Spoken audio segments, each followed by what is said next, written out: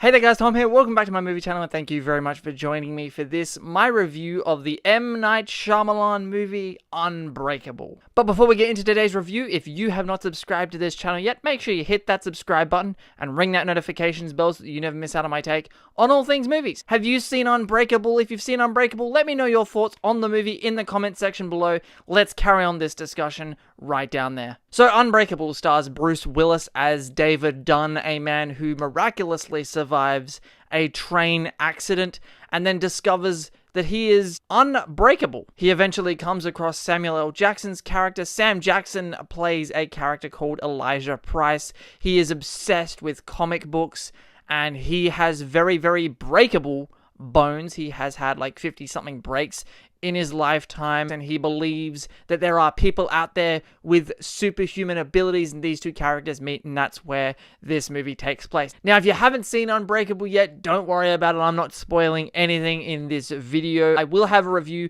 for Split coming out in the next day or so in the lead up to Glass, which is coming out this coming week. So Unbreakable is a movie I haven't seen in a very long time. I've only seen it the once quite a few years ago, and I was very keen to watch the movie again. I discovered that I didn't actually own the movie, so I went and bought Unbreakable and Split yesterday, and I rewatched Unbreakable, and I gotta tell you, I like this movie more than I remember ever liking this movie. Because at its core, this movie really is a superhero origin story. And all I could think about rewatching the movie was, you know, with all the comic book movies we have coming out today and how mainstream they are and how much money they're making, if this movie were to come out in 2018 or 2019, this movie would be considered like, wow, that's a really fresh take on the superhero comic book genre.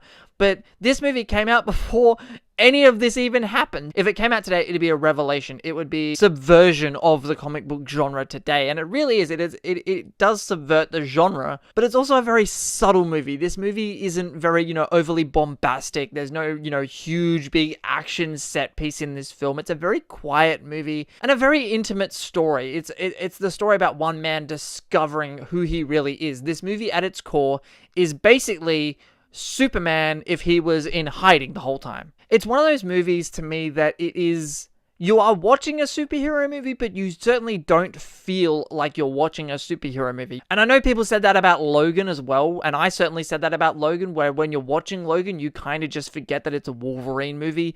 Unbreakable just kind of is that, but on another level. Like, you really just don't even think about the fact that you're watching what is essentially a superhero movie, because it is not presented like a superhero movie, at least not like the traditional superhero movies that we have coming out today. Now, Bruce Willis gives one hell of a performance as David Dunn, and when I say he gives one hell of a performance, it's not like Bruce Willis in Die Hard, where he was sort of, really out there and quite over the top with that performance, and it was a very loud movie and it was a very loud performance.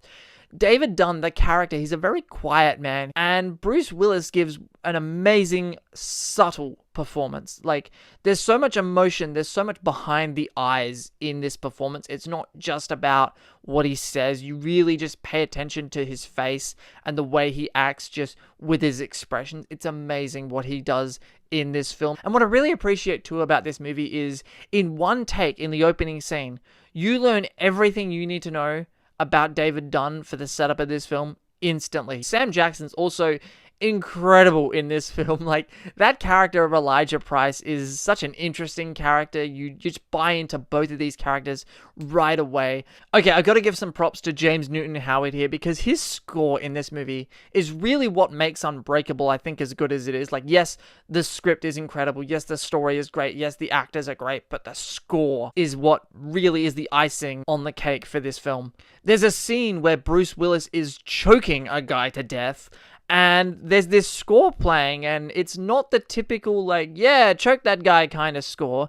It's this score, it's quite an uplifting musical number to put over that scene, and oddly, it works. When the score first started, I thought, this doesn't really match what's going on in the scene, but then by the end of the scene, you're like, no, that score really made that scene what it is. Now, obviously, I do recommend you going and looking up Unbreakable and giving it a shot. If you haven't seen Unbreakable, seriously, like, go watch Unbreakable, especially if you're someone who, let's say you just saw Split and now you're excited to see Glass.